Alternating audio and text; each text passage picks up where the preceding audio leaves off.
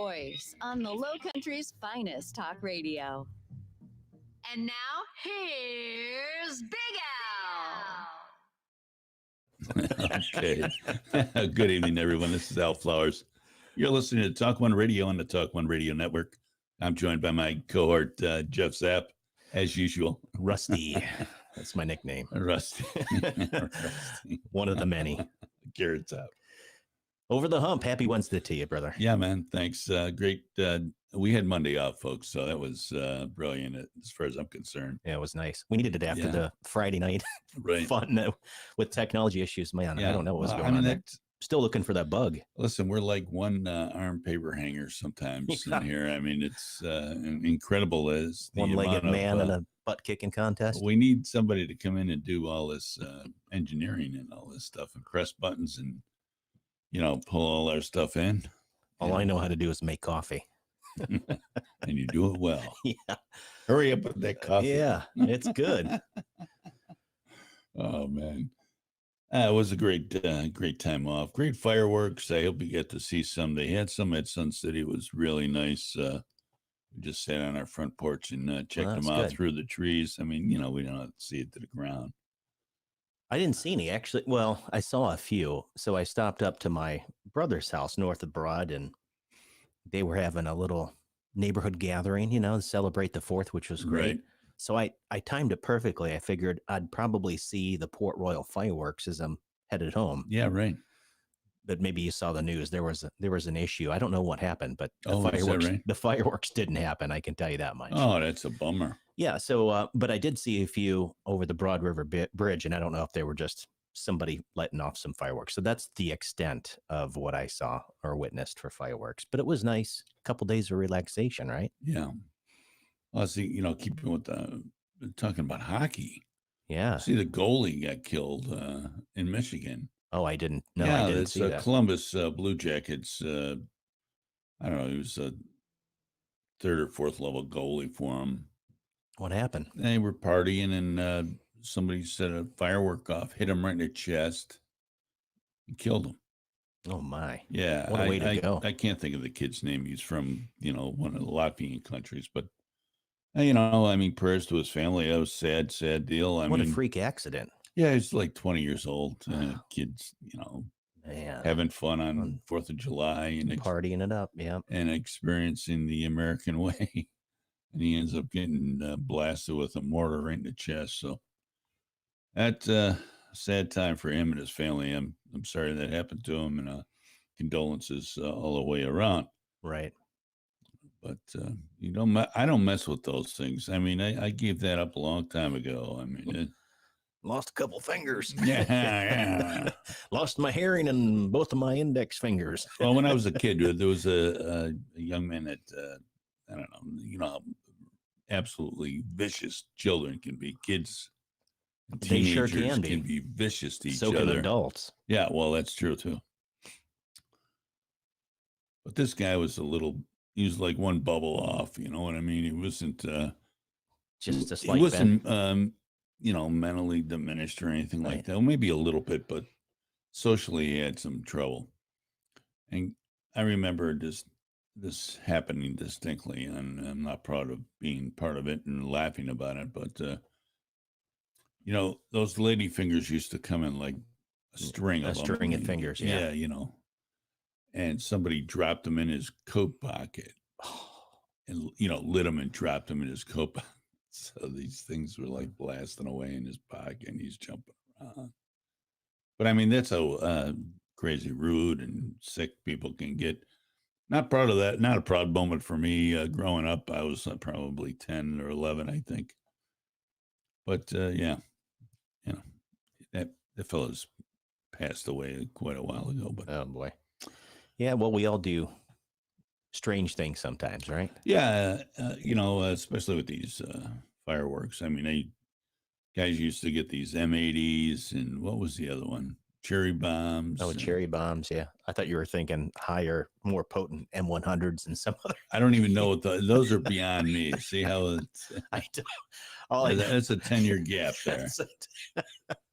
Where people would be like, yeah, we got an M100 over here. I was like, It's Yeah. like a quarter stick of dynamite. What is that? No, Yeah. it's just cherry bombs. I remember those. Right. I never really fooled around with fireworks too much. Bottle rockets sometimes, and what are those things that for the kids? Sparklers. Yeah.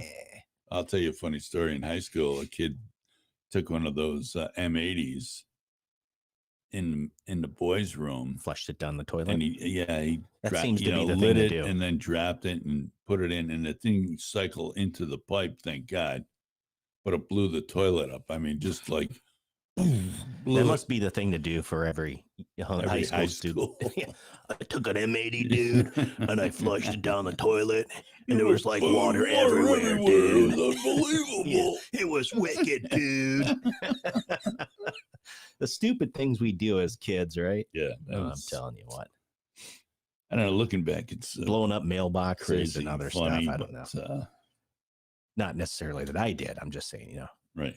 Things you do when you're kids, TP in houses and Yeah, trees. turf and lawns. We used to and do stuff. the trees. So we weren't ballsy enough to do the houses. My dad always had contraptions set up, and this was a great thing. I mean, we had a pretty big front yard. Somebody had turfed us a couple times. We were out in the country road, right? Sure. And down at the end of the corner was Rosie's Bar, and you get a lot of folks that have get juiced up, get some drinks going down the road. And, hey, this looks like a great yard to turf. Had a couple pops. Either that or somebody didn't like us. I don't know. But Dad said, enough with that noise. We're going to take the 4x6s and put some spikes through them and put them out in the, just make sure the neighbors aren't walking across. It was a booby trap lawn. So, I think that worked pretty well, and they try to end your lawn and, it's funny. That's what you get when you grow up out in Madison, in the middle of the country, man. Yeah. You got to make your own fun. We used to terrorize a few houses or down around my place. What's that knock on the door and ding, and ding dong, or ding dong dash? We'd raid somebody's garden behind their garage. They had the rotten tomatoes. We'd get those tomatoes, someone's car, house. And I remember one time I wasn't the fastest runner on the planet. All my friends could outrun me. And where's Al? Oh, he's still coming down there. I remember a guy was up waiting for us on his front stoop. Oh boy! And we launched a couple tomatoes at his house, and he came up that stoop like in a full burn. I mean, he was coming, locked and loaded. So I'm running as fast as I can, and I can hear his steps right behind me. And I'm like, any moment now, he's gonna just bulldog me right into the ground. I'm done. And of course, all my lighter friends are like, gone. See you later, alligator. Bye. Yeah, you're gonna be in trouble. So that was fun. I mean, as a dumb kid, it's as much fun as you can have. So stop playing with the fireworks, folks. Yes. Oh my goodness, that poor lad. He got killed. Really unfortunate. Yeah. But it was a great few days off, and we're back in the saddle. We've got a lot going on. Today's a pretty pivotal day for us, right? Yeah, absolutely. We are, today was the day, 3 to 5 p.m. On all those stations, 76 of them across the nation. That's really neat. They played one of our earlier shows on it, and I sent them, I think, 21 shows that we've done previous to this. Nice. So I'm going to have a conversation with the gentleman on Friday. Okay. Again, on his calendar. So we're going to get things tightened up and find out what's what, move smartly forward. But we're excited as all get out because we are now nationwide. And I know it seems like the craziest thing for a couple local guys with a lot of help from our friends that made this possible, including the producer, which is my wife. And I'm proud to say we did it all together. That's a beautiful thing. And that's, it started with an idea. And it's now, shooting forward at breakneck speed. And TV is next. We're going to be on the God, Family, and Country. God, Country, and Family. God, Country, and Family TV. We'll be on there and also on Reel, REEL TV. .tv rather. So look for our shows that you're going to see here. I mean, I know they're not that exciting, but we don't have the faces for TV. no, we're hoping to get a lot of touch up. Yeah. We're going to do a lot of guesswork, you know. We're gonna, but it'll be fun. It's an exciting time. Yeah, and we just keep getting on down the road. God is good all the time, and right on. And we're grateful for His love and mercy and grace, man. Absolutely. That's just it. Absolutely. Keep on living and doing the best we can. Absolute. We're just grateful to the people that helped us. Grateful to for our listeners, and the feedback that you've given us has made us improve. Like Jeff and I always say that use this platform. This is going to be. We're trying to make this a someplace where we can come together as opposed to speaking about just one half of the equation. I'd love to talk to someone, a liberal, that can convince me that what we're doing is wrong and what they're doing is right. Well, I mean, it changed my mind. I wish you would, because I'm open-minded enough to understand that there are different ways, and there's a million ways to get things done. So bringing thoughtful debate back to the public square. Right. And there's nothing wrong with that. It's healthy debate is good. It's when we get into that divisive, hateful mudslinging that's not helpful for anybody. Right. I don't want to get into that. I don't want to do that. I don't think that anybody gains anything from it. I mean, if you're wallowing in negativity all the time, it's not a good deal. So I'm going to make a little noise here. Sorry with the printer, but I got to have some notes in front of me. Oh, that's all right. Are you able to get the show notes up on your? Yeah, I got them up, but it covers most of my screen. I can't see whatever. Okay. What else is going on? So we got a tropical storm headed this way. Tropical storm Elsa. Yeah, should be arriving here in Beaufort County sometime after midnight, according to the forecast. So we'll see what happens there. Yes, let's see what happens there. Let's see. Being told we're not coming in on talkoneradio.com. Let's see if I can recycle this real quick here. Is that the producer telling you that we're? She listens to all the feeds, and we'll go back on and step it up. So if you lost us there for a second, we'll be right back to you. Give this a go. Recycle this part, and we should be broadcasting live on all now. So that's good. We're back at it. We're back on it. All right, here we go. We're not going to get tangled up with too much more of this. Yeah, big storm. Let's talk about that. I mean, I think most people are understanding it's going to be maybe a big blow this during the overnight with some possible big rain. Yeah, definitely a chance of some gusty winds, looks like, over the course of the next several hours, depending on how much, whether it strengthens in intensity or it starts to fizzle out, so to speak. Right. But the track is taking it right from like kind of mid Panhandle through southeast Georgia up through kind of the middle of South Carolina, North Carolina, and up the coast. It looks like that's kind of the direction. So I'm just looking at the full forecast right now. 77 degrees right now outside Bluffton. Got a little light rain when I was coming in. So yeah, it looks like we might get some precipitation. Depends on, again, how the storm actually tracks. Might get a little bit of gusty winds potentially. Hopefully nothing too serious. It shows rain over through the overnight and into tomorrow morning around 9. It lets up, and rain the rest of the week all the way to Monday. So chances of. Yeah. But that's another thing that we have to, we're going to miss out on Major Bromwich calling in tonight from the Beaufort County Sheriff's Office. He is a headman with the emergency management in the command post. So he'll be there for most of the evening, I'm sure. And he excused himself from calling in tonight, which I understand completely. I saw that. I figured that's probably what happened, Yeah. with the emergency management center, getting everything squared away just in case. Sure. Yeah. That's what's going on. Let's make mention of what do you have going on? You have some Engage the Right has a big to do up in where's it, Camden, right? Well, there is.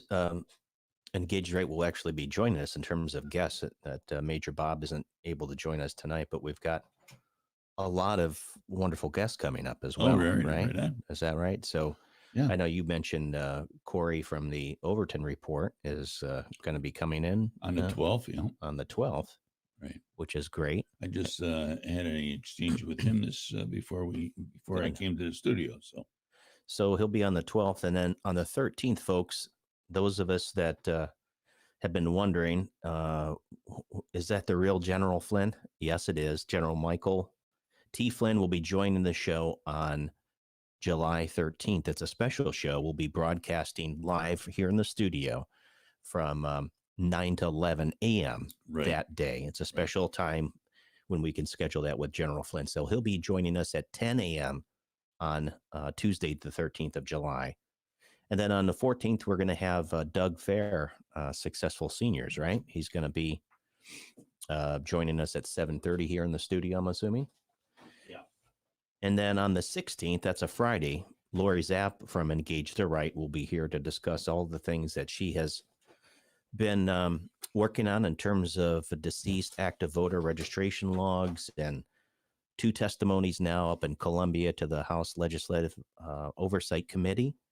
The last one ad hoc was just last week, and she'll give some updates on that, as well as quite a few groups that are working together as it relates to pushing for audits here in South Carolina. Now, some people might say, what are you talking about? What are you smoking, man? There's no need for an audit. Everything's on the up and up here.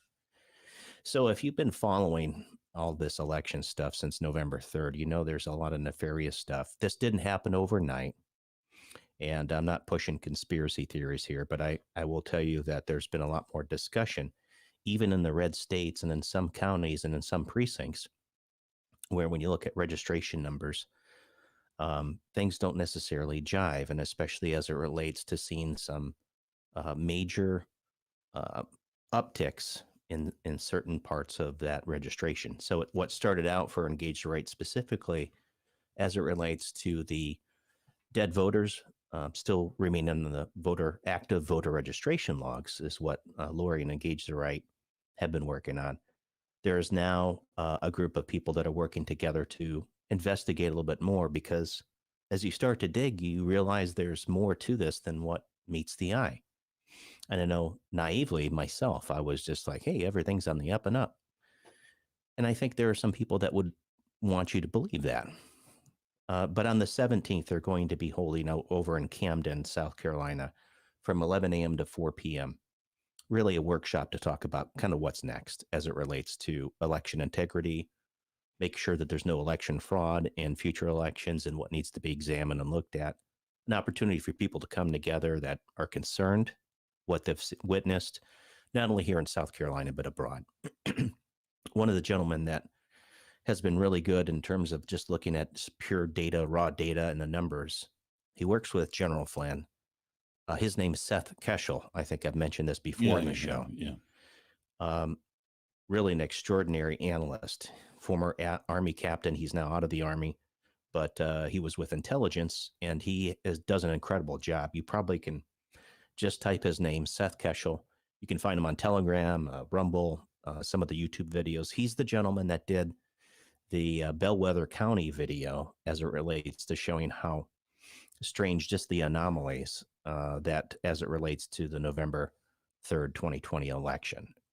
And so go check that out. But Engage the Right will be here in the studio on the 16th for more discussions on that as well. The Camden get together, what are you hoping to gather out of that? Well, it's not that necessarily Engage the Right's leading the charge in that. There's several different groups that are working together here in South Oh, I see. Carolina for that. So we did have a petition. Engage the Right put a petition out there on Yeah. our website. We got about 3,000 signers on that, which is Yeah. pretty good. And I'd say 95% of them were here in the state of South Carolina. We did have others, and tremendous support, by the way, emails, and it keeps ticking up and up. People that, again, are just suspicious, curious as Yeah. to what's really happening. And I think rightly so. Again, if we listen, I've said this before, I use this as an example. If I'm a business owner and the IRS comes in and does an audit, there's nothing that I'm hiding. I've got nothing to really worry about, Right. right? The same thing with regard to full forensic audits with the election. And that's different than a risk limiting audit, which is maybe just a small smidgen. What they're doing out in Maricopa County, Arizona, is a full forensic audit. They're going through the ballot counts. They're going through the kinematic artifacts. They're from top to bottom. And I think a majority of the people in the United States are starting to recognize it's really time to investigate the election processes, from the voter rolls, right? The electronic poll books, these machines that are used, how votes are tabulated or counted, how the reporting goes, the machines, as well as the software that sits in it. So what is the, what does one want to see out of that? Clear elections, integral elections, or is there something else? Are you referring to the workshop? No, I'm referring to the Arizona recount. Well, the Maricopa County, Arizona, I mean, what are we trying to do is, I guess, the easiest way to say this. Are we trying to... Well, this has never been done before. What I mean is, so a full forensic audit is different than what you would have, like I mentioned, a risk limiting Sure, audit. yeah, we're going to go in and split hairs. So we got that. No, there's a different. So a risk limiting audit is looking at a fractional, a portion of the shares, of the ballots in an election. Okay. With a full forensic audit, not only you're doing a hand tabulation and the canvassing, but then you're looking at the full electronic. Well, that's what I meant. We're splitting hairs on a net. We're going right to we're opening this baby up. It's like putting it under a microscope. Yeah. It's kind of like doing an autopsy. Right. Sure. Let's look at really what's going on here. And like I said, we've had many other states that have gone out there to investigate. I think you're starting to see Pennsylvania, right? We know there's movement in Georgia, certainly next door, that they're taking a look. They're down in Fulton County, Cobb County, I think a few other counties. There's been rumor that in Michigan, and that's why I was so amazed last week when you said, "No, that's all locked up." But well, the GOP said it. I didn't say it. Exactly. There's I'm reporting what they're saying. And this isn't, and here's the thing. It's not a partisan issue. Right. Whether you're a Democrat, Republican, Independent, or something else, whether you're not non-party affiliation, as an American, you should want to make sure that there is a election integrity, that your vote counts. No question. I don't think anybody argues that except for the people on the left. No, I think, no, to my point, what I'm saying is it is partisan to some Republicans, to some Democrats, right, and to some other folks that think that this is a waste of time. And I think that's a very small minority of the overall population. Agreed. Because statistically, like I said, if you just go check out Seth Keshel, his last name is Keshel, and do a search for him, and look at the first one, which is the bellwether counties, and how he shows through statistics how ironic it would be for Biden to actually win the election based on all the bellwether indicators. So bottom line, Jeff, what are you saying? I'm saying it's great to see some of the stuff starting to boil to the top. And my question is this, it's a real simple one. If there's nothing to see, then why the push back so hard on all of these areas that they're investigating stuff? Right. But especially out in Arizona. I mean, all the attorneys going out there from Perkins Coie, trying to shut it down, 70 of them. denying access to, the routers and all this stuff that they want to look at. Yeah. I mean, why? Right. I agree there. Like I used the analogy with an IRS audit that they come Right. in and audit us. What are we going to, no, we're going to lawyer up. Yeah. That doesn't work well. No, that's not going to help That's you. not going to help you at all.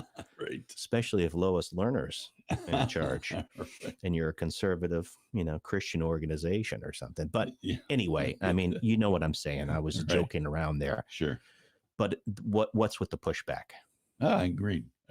I want to see a clear and transparent elections. I don't want this to be like, and you've said this many times, to a point, a third world country where it's, predestined who's going to be in charge. Well, I said this before, and I actually was talking to Lori about this today. But, if you look at where we've come from over the last 20 years, so if you put a stake in the ground from the Bush-Gore fiasco, the hanging chads, Right. in the migration to these electronic systems to tabulate votes and all this stuff and the capture of the data, there's electronic databases out there. And as I mentioned, leading up to 2016 and even 2020, a little bit before 2019, there was enough ample evidence that the Democrats especially were very concerned about the susceptibility of these machines to being hacked, right? They were blowing their horns. They were. But then at the beginning of 2020, we had this COVID-19, right? Mass pandemonium where we had to make sure that we started changing voter laws and mass mail-in ballots. Right. The Transition Integrity Project, which I've mentioned before that people need to check out. Unusual coincidence. That all this stuff. I mean, people much smarter than me apparently orchestrating all these events to lead up. And then of course you saw, hey, it's the most secure election in the history of our country. Yeah. And the stopping of the vote counts almost simultaneously in multiple states, right? In the largest counties, those swing counties and those swing states. Right. And it just, I don't know, Meanwhile, people were, breaking open boxes of ballots from that they drug in there. It's all on video, folks. Yeah. And again, I think, so when you look back, like I said, back to Bush, Gore, hanging chads, this didn't happen overnight. And there are a lot of representatives that are saying, yeah, election fraud's been happening for years, but, just a little bit here and there or whatever. Don't you think our most important fundamental aspect of being in a republic, our vote, as an American, our voice as an American, that you would want to make sure that nobody is undermining, regardless of whether they're on the right, the left, or somewhere in between, or a foreign entity, that it's all about integrity in our elections and our process? Absolutely. Right. So I say push it forward. This is probably one of the most important things that we should all be focused on as Americans. And the other part is getting to the bottom of what really happened with this SARS-CoV-2 and what's transpired with the gain of function, the funding, the Wuhan Institute of Virology. I think those are, again, the man that's disappeared lately has all the answers to that. And that's who, Tony? Yeah, Tony Fauci.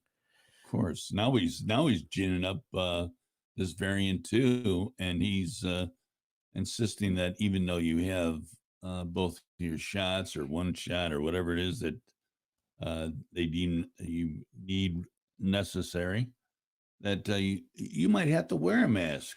Well, I think we should talk about that when we come back from our hard break. Right. And get into that deep dive. Why don't you do the soulful moment and then we'll go to break? How's that? Well, you ready for it or no? Oh, yeah, I'm ready for it. I think this is very fitting because, as you just meant, all these variants, the fear factor, folks, have definitely been upon us for a while, right? Some people, I think they're just immobilized with fear. Honestly, they're paralyzed with it, right? Right.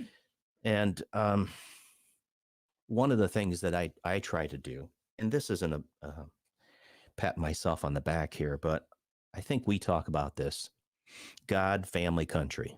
You and I, we're veterans. Right. Somebody say, well, he's an extremist because he's so patriotic. I'm like, give me a break, man. Right. There's nothing wrong with being patriotic to your country, having a national pride in what we are as Where a you nation. live, People from all over the right. world come here for the opportunities. Yeah. But are all those people streaming across the border, the southern border, are they going to potential extremists?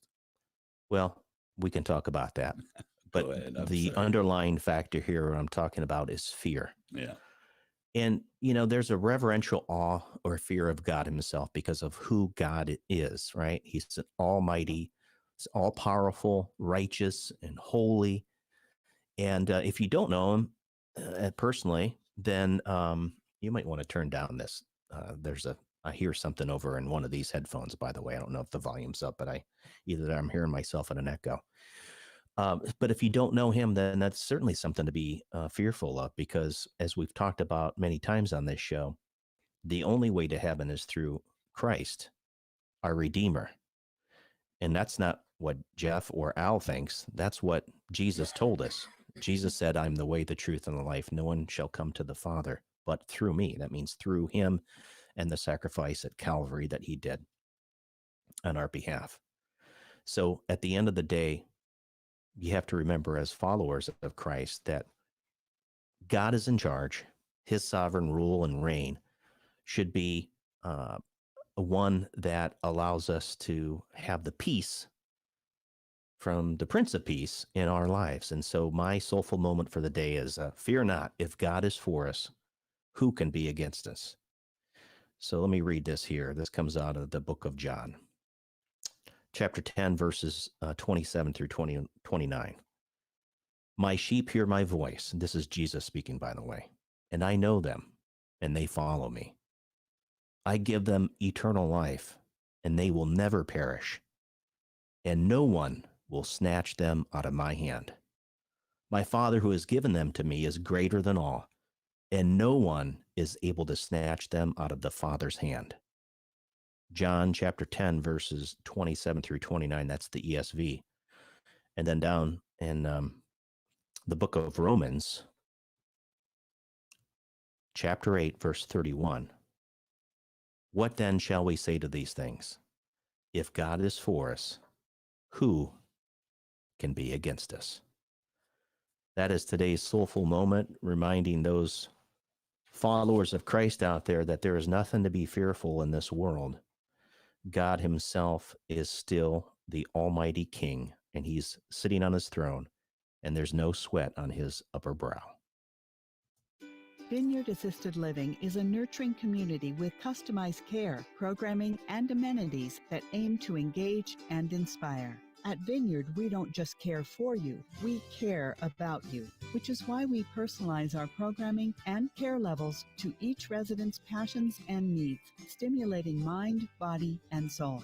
Find out more about how you or your loved one can thrive at Vineyard. Email info@vineyardbluffton.com or call 843-612-0700.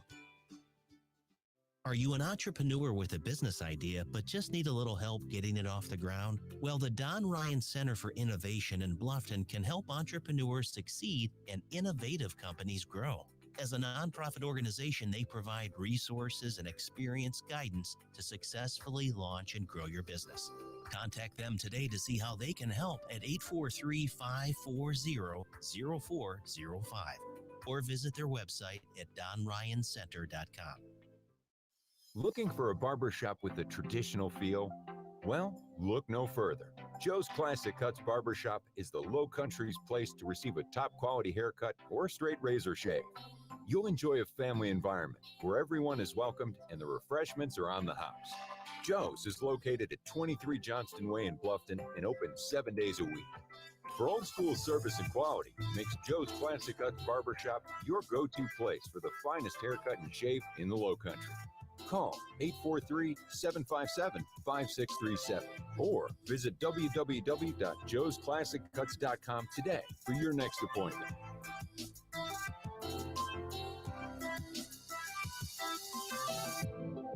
Hello, everybody. Jimmy here at Underground Burritos, your restaurant-inspired, taste-delivered ready to heat and eat burrito company. Also got them great, hot and ready.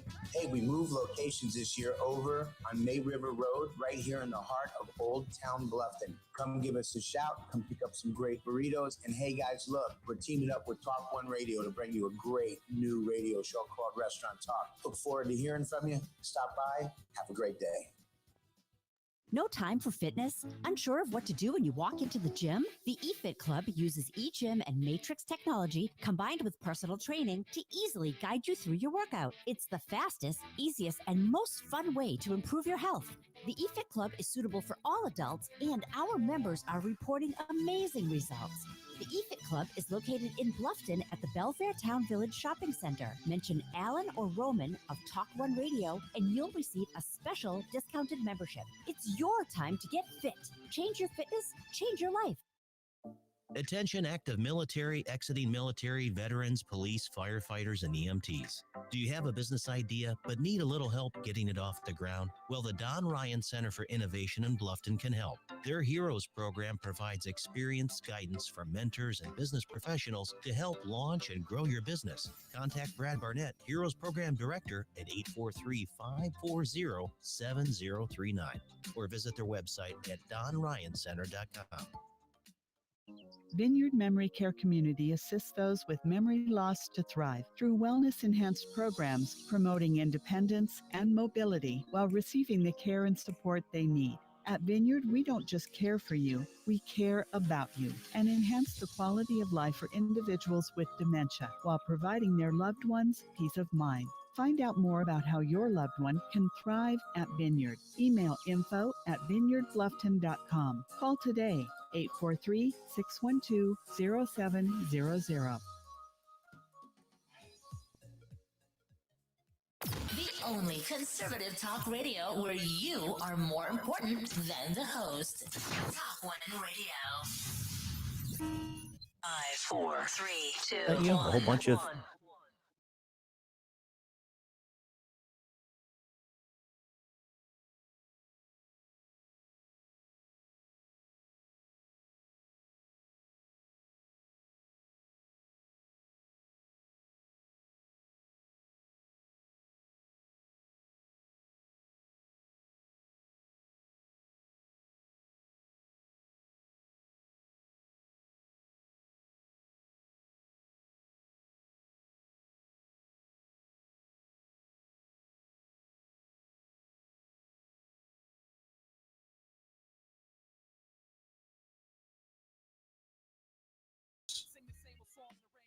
I like it. Yeah. Hey, that's appropriate because gotta we're get it right, man. well, you know, people say, "Oh, hey, a bunch of those older white guys." No, listen, we've got brothers, you know, all different colors of skin, Right. and the neat thing is in the urban centers. Yeah, right. I love that, man. Yeah, sure. It's good to be. It's just great. It's good to be heard. I mean, we make no pretense about what we are, who we are, and what we're No. talking about. And you we'll know- never make it about the color of your skin, folks. No. Not going to happen. Nobody really. I don't really care about that so much. I know. I mean, it's other people that want to divide us. They're talking about that on a regular basis. Well, speaking of division, what we were talking about before we went to break. Yeah. Did you see that Jen Psaki in the briefing yesterday talking about Biden's policy and the White House officials? Yeah, this was yesterday. Federal government will start targeting communities, door-to-door outreach. Like, Yeah. come, hey, Al, what's I happening? wonder what GS level they're going to be To, 6 or 7s probably to boost COVID-19 vaccination rates. Folks, have you ever heard of this in your lifetime? Here's a better question. What are the vaccination rates amongst the members of the CDC and the NIH and other government agencies? Right. That's what I want to know. And here's the thing. We're hearing more and more, as we just mentioned, the fear factor.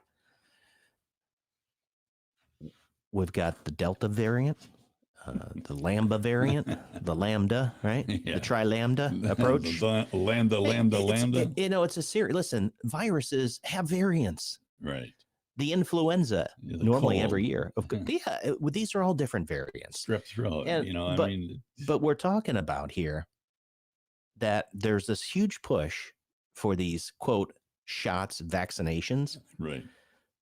Do they work or not? Because I think we keep flip-flopping here. Tony says, yeah, well, if you've got the vaccinations, you still need to be very careful. You got to wear your mask. Yeah. If you're in those, maintain if safe you're- distance. well, if you're in those areas Right. where there's not a lot of people that have received the vaccinations. Yeah. Have you ever heard of natural immunity, that a lot of us that have had the quote Wuhan flu and recovered? It's called natural immunity, right? Right. So you're not hearing it. This is just a bunch of nonsense. I'll use the term malarkey because I like Yeah. that. They keep perpetuating this fear. Oh, we're going to have to don 2 masks again. Yeah. It's going to be very critical that you wear 3 this summer when it's 90 degrees outside. Absolutely. Yeah, when you're walking your dog. But if it's raining, only wear 1 mask. Yeah, Yeah. because if they get wet, you won't be Yeah. able to breathe. Yeah, I mean, It'll come be on. like in a standing up waterboarding. The Journal of American Medical Association recently put out an article that was talking about the harmful effects on these masks to adolescents, to children. Right. So I just don't know. I mean, it's like fact or fiction. That's what we should do. Fact or fiction. Yeah. Do the COVID-19 vaccinations really work? I don't know. Time will only tell. Well, they're saying anyway, because millions of Americans are, quote, unvaccinated. And due to the so-called Delta COVID-19 variant, it's spreading. This was, I think, in the Epoch Times. So I'm quoting them. Biden said that his administration will attempt to ramp up vaccination efforts. You mean the mega millions? What is it, like Ohio vaccine millions and all this, and the free club dancing out there in Las Vegas? Free None of Xbox, that. Yeah, Xbox and all this other stuff wasn't worth it. Okay, I guess they're going to come door to door. Hey, Al. Have you had your vaccination yet? So you make sure you Get got your off no my property. trespassing sign out there, right? Boot them off your front door. Get off the porch. I can't. So President, I'll say Joseph R. Biden said, we'll be knocking on doors to get, quote, help to the remaining people who aren't vaccinated. Here's the funny thing. They keep saying that like certain segments of the population They're can't figure out. disadvantaged. Yeah. They can't figure out.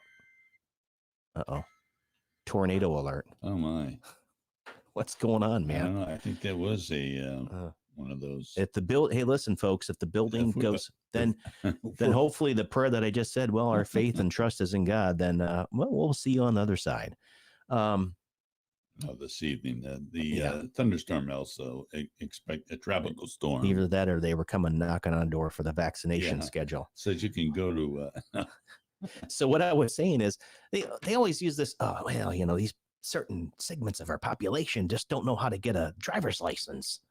Are you kidding me? Yeah. And now here, well, these people can't figure out how to go get their COVID-19 vaccination, so we're going to have to knock on their door. Internet. Are you kidding me? That's what they were saying. Yeah, this is ridiculous. And I think I have that. I'll search that out. Maybe we'll play that. This is quite a funny little deal. Now, some of you might think that Al and I are being critical on this whole thing, the virus. Poor Joe. Not at all, folks. Again, we like the Socratic method. We like to ask questions. Somebody said we were being disingenuous when we ask questions. I thought the best questions in school, didn't they say something about there's no such thing as a stupid question, right? Raise your hand anyway, or most people were afraid to raise their hand. I always raised my hand and said, shouldn't that answer be square root of 2? Anyway, we're just asking questions here. I'm trying to connect the dots, and I'm hoping that you are as well. Because if we get back to the whole fear factor, it has a way of just paralyzing you. It's like, what am I going to do? Now I got to go get the shot, and I got to stay inside, and I'm going to, whatever did happen to the flu, by the way, it seemed to go bye-bye. Yeah. Yeah. Flu is history.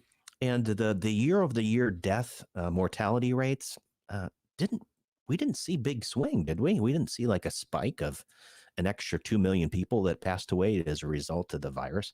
Remember, the virus itself, even untreated for most healthy people, you have a 99%, almost 100% recovery rate. That's without early treatment. Okay. So remember the suppression of hydroxychloroquine, ivermectin, and budesonide from the very beginning. That's questionable at the very essence of making sure that the Hippocratic Oath to do no harm. Where were all these medical professionals that should have been following the science to make sure that people were getting those types of therapeutics to help reduce or eliminate the need for them to be hospitalized or ventilated and all this other stuff? Right. So call me a quack, and that's fine. You're entitled to your opinion. But I do like to follow the science. Having an engineering and technology background, I like to look at the facts. And the facts are, guess what? You don't necessarily need the vaccine, because here's the deal. If the best, quote, vaccine is only 95% effective, is 95% more than 99.8%? No, it's not. Okay. Well, let me ask you this. Simple math. Who's making all the money with the, quote, vaccines? Pharmaceutical manufacturers. That's interesting. Who has some skin in the game? I would say it would be the pharmaceutical manufacturers, don't you think? Yeah. And so that's probably one of the reasons why you hear more of these frontline doctors, Dr. Simone Gold, and others talking about the fact that there are natural as well as therapeutic regimens that definitely do help if you do contract a virus. And there's also natural immunity, by the way. So the social distancing and the constant mask and the constant fear is a bunch of, it's a propaganda to get you fearful. How many more variants are we going to have already? Right. And I don't know. I'm just saying that it's very suspicious to me that all of a sudden they talked about this concept of, being able to get together on the 4th of July and have a backyard barbecue. Now we're post 4th of July Independence Day, and here we're still talking about all these variants. It just seems like it's ready to be staged for the next one. You got that queued up, ready to go? Well, I got it queued up. It's Ari Howitz, this guy, investigative reporter. He hits the streets, and he's asking how white liberals really view black voters, and it's quite interesting. I'll let it play for a little bit. It's a bit of a long deal, but it's worthwhile to hear. If voter ID laws suppress the black vote. Do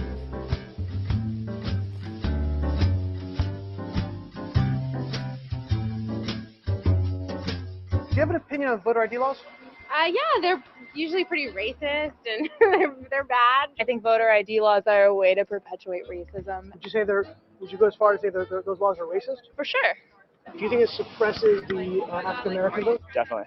Tell us how. Because they're less likely to have state IDs. Minority voters are less likely to have the kinds of IDs that have been described or required. These type of people don't live in areas with easy access to DMVs or other places where they can get identification. You can always get IDs you do over the internet. Does that also make it difficult for black people in particular? Yeah, you have to have access to the internet. You have to be able to pay an internet service provider for certain fees. Do you think that's harder for black people to go online? Well, I feel like they don't have the knowledge of how it works. A lot of people have smartphones, but you might not have data. For most of the communities, they don't really know what is out there just because they're not aware or they're not informed. I also think there's a repression of black voting with how if you're a convicted felon, you're not allowed to vote and everything. And when you look at swing states like Florida, that's a huge population of the African Americans. Now I'm here in East Harlem to ask black people their thoughts on what you just heard. Do you have ID normally? You carry ID around? Yes, I have state ID. Do you carry ID? Yes, I do. Do you know any black person who doesn't carry ID? No. Everyone that I know has an ID. Why would they think we don't have ID? That's a lie. Why would they say that? Do you have ID? Yes. Because I have my ID and my friends have their ID, so we know what we need to carry around. Yeah, everybody that I know have ID. That's one of the things you need to walk around with New York with, ID. Do you know any black adult who does not have ID? No, I don't. Is it a weird thing to even say that? Yes, it is. What is this, some type of trick candy cameras? I know, right? That's the only thing I brought with me. Those legit IDs. I heard a lot also that black people can't figure out how to get to the DMV. Really? What does that say to you? I know it's on 25th Street. Do you know where the DMV is around you? It's on 125th Street and 3rd Avenue, I believe. You know how to get there? Yeah. Would you have a problem getting there if you had to get there? No. I know these sound like silly questions. You know how to get the DMV? Of course. You know where it is? Yes. You can get there? Uh-huh. No problem. No problem. Just checking. Okay. And I also heard a lot that black people, especially poor black people, have no access to the internet, can't figure out how to use the internet. That's just stupidity, honestly. Everybody has access to the internet. Even a little kid can figure out how to work the internet. I had access to the internet for years. You know how to use it properly, right? Exactly. I do it at work. So, of course, I know how to use it. My kids know how to use it. They all have iPads, iPods, whatever. Your phone has data? Mm-hmm. You can access the internet Unlimited. Unlimited data. Mm-hmm. I use my phone as a hotspot. What does that say to you for the people who have this perception of ID? They're pretty much ignorant. That's what my thought process was. I just think that's ignorant. Ignorant. Ignorant. That's the word I'm Very, hearing very a lot. ignorant. Ignorant. Very, very ignorant. Does it sound racist for somebody to say that? I think it is a little racist because, you know, you're putting people in a category and you have no idea what you're talking about. Maybe a little bit of racist in it, but like I said, I think it's more stupidity and ignorance. Judging somebody, like, well, you judging them because they black, saying that they don't got it. What people are they talking to? Right. Who are these people talking to? Do you have a problem that if you go to vote and they say, "Can we please see your ID to make sure you are who you say you are"? Are you Love cool? showing my ID. You got no problem with that? Nope. Would you have a problem if when you go to vote, if they say, "Can we please just see your ID to make sure you are who you say you are"? Do you have an issue with that? No. Would you have a problem if there was a rule where you have to show your ID in order to vote? I don't think so. No. Would you have an issue if there was a rule saying you got to show your ID before you vote? Nah. Are you cool with that? Yeah. For black people in particular? Yeah, you have to have access to the internet. You have to be able to pay. Minority voters are less likely to have the kinds of IDs that have been described or required. Listen to these scum progressives, how they talk out of the side of their mouth. They've already made their judgment. It's not the classic suburban white kids saying this. These are the intellectual, the intelligentsia from your higher forms of higher education that have swallowed the hook of their own racism. Required. These type of people don't live in areas with easy access to DMVs or other places where they can get identification. You can always get IDs you can do over the internet. Does that also make it difficult for black people in particular? Yeah, you have to have access to the internet. You have to be able to pay an internet service provider for certain fees. Do you think that's harder for black people to go online? Well, I feel like they don't have the knowledge of how it works. A lot of people have smartphones, but you might not have data. For most of the communities, they don't really know what is out there just because they're not aware or they're not informed. I also think there's a repression of black voting with how if you're a convicted felon, well, they say if you repeat a lie enough times, people start to believe it. But you heard firsthand testimony from people who are like, no, I know it's down off of 57th Street, man. Yeah. I mean, come on. How do you know how to come get on, there? man, hit it. Come on, man. So it's that's unbelievable. it. I mean, apparently then ladies and people don't know anything about where to go get the COVID-19 vaccination, apparently. Yeah, now they need somebody to come to their house and convince them. Listen, if they don't want it, they don't want it. Yeah. That's it. That's the end of the story. Yeah, and the Arizona Attorney General, I guess what he's pushing back big time, and this was an article posted in the Epoch Times, said he basically told Biden in a letter to say COVID-19 vaccines have been a breakthrough, but Americans should be left alone to consult with their doctors and make personal decisions, such as whether or not to get the jab. Absolutely. So, they say, Jen Psaki was saying that there's this is the push to go into, door to door, specifically to focus on those areas where they feel that their vaccination, is lower. Those vaccination rates are lower in those areas, and they need to be made aware of that. They can get out and get access to free, easily accessible vaccination centers. And it's like you said, people, I've got a phone. Most people have a phone, a smartphone, and they can figure it out. This is, it's an insult to our intelligence. These people must think we're dumber than a box of rocks. Well, the Democrats have always discounted people of color as in need of help. I have no idea why you would follow other than the fact that they give you money, phones, etc., and make you promises, these pie in the sky promises that they're going to give you all this stuff. You're never going to have to worry or work again. You just follow us.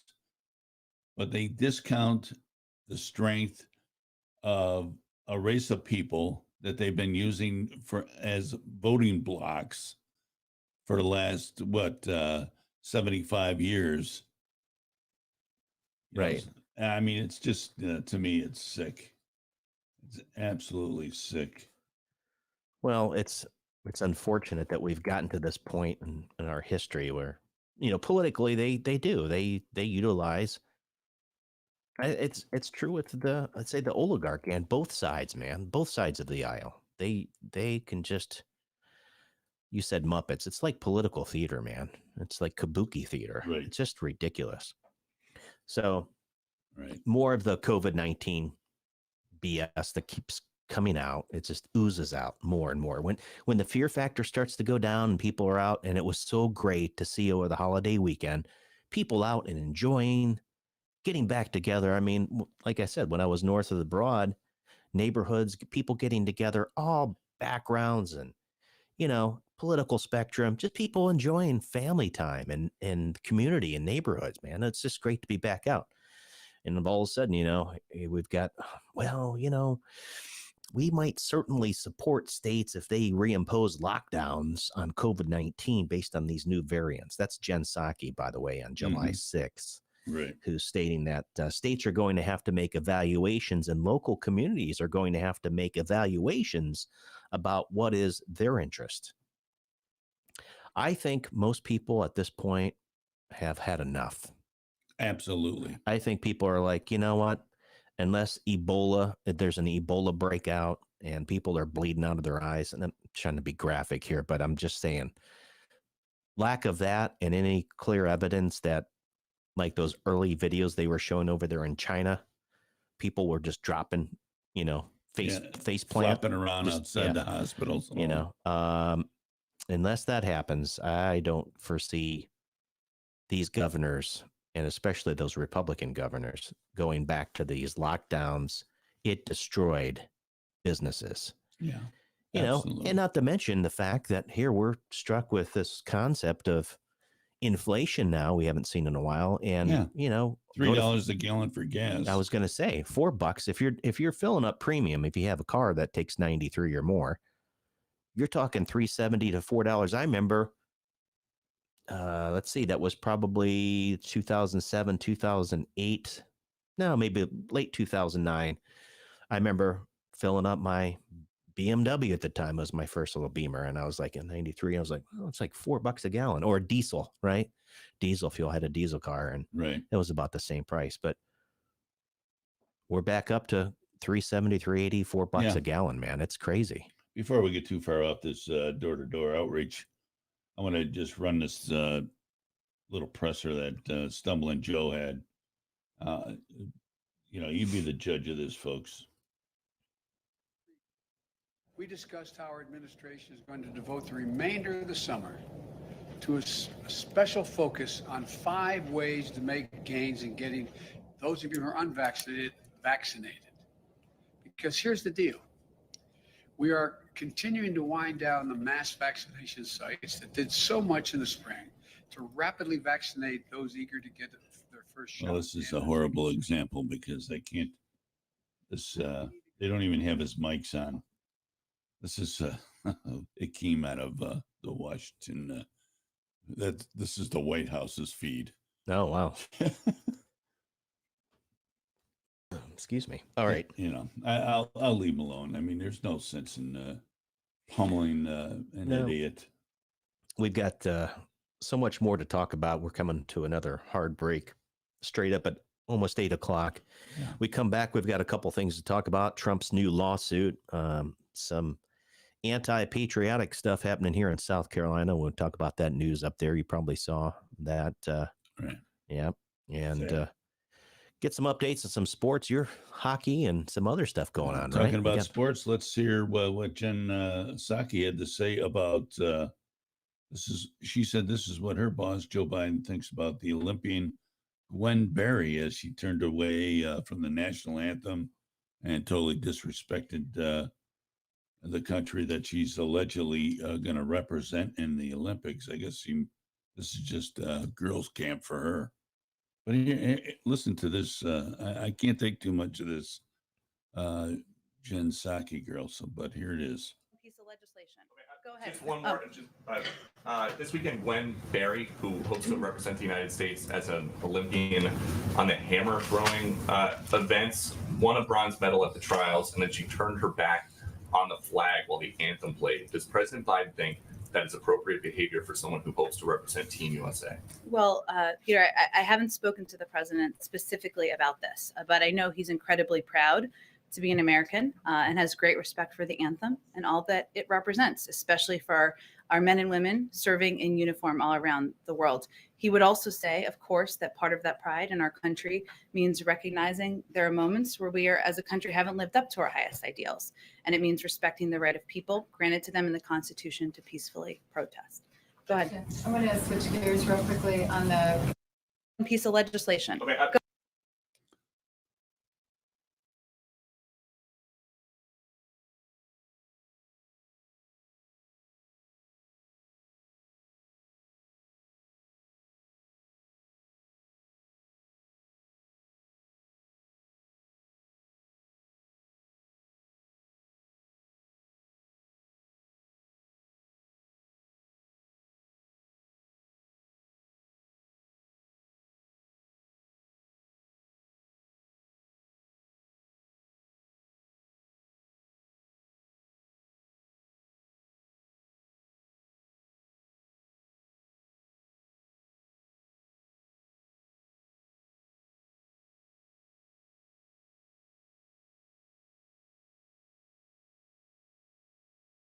Getting it off the ground? Well, the Don Ryan Center for Innovation in Bluffton can help entrepreneurs succeed and innovative companies grow.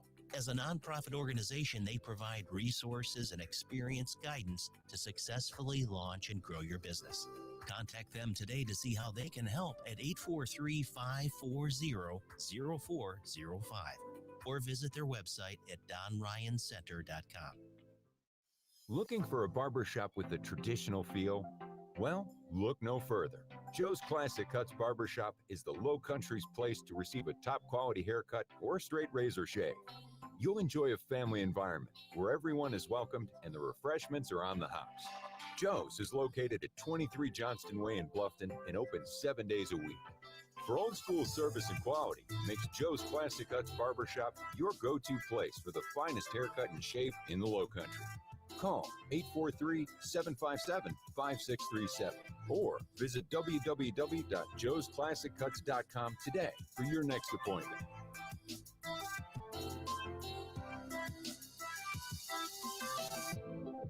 Hello, everybody. Jimmy here at Underground Burritos, your restaurant-inspired, taste-delivered, ready-to-heat meat burrito company. Also got them great, hot and ready. Hey, we moved locations this year over on May River Road, right here in the heart of Old Town Bluffton. Come give us a shout. Come pick up some great burritos. And hey, guys, look, we're teaming up with Talk One Radio to bring you a great new radio show called Restaurant Talk. Look forward to hearing from you. Stop by. Have a great day. No time for fitness? Unsure of what to do when you walk into the gym? The eFit Club uses eGym and Matrix technology combined with personal training to easily guide you through your workout. It's the fastest, easiest, and most fun way to improve your health. The eFit Club is suitable for all adults, and our members are reporting amazing results. The eFit Club is located in Bluffton at the Belfair Town Village Shopping Center. Mention Alan or Roman of Talk One Radio, and you'll receive a special discounted membership. It's your time to get fit. Change your fitness, change your life.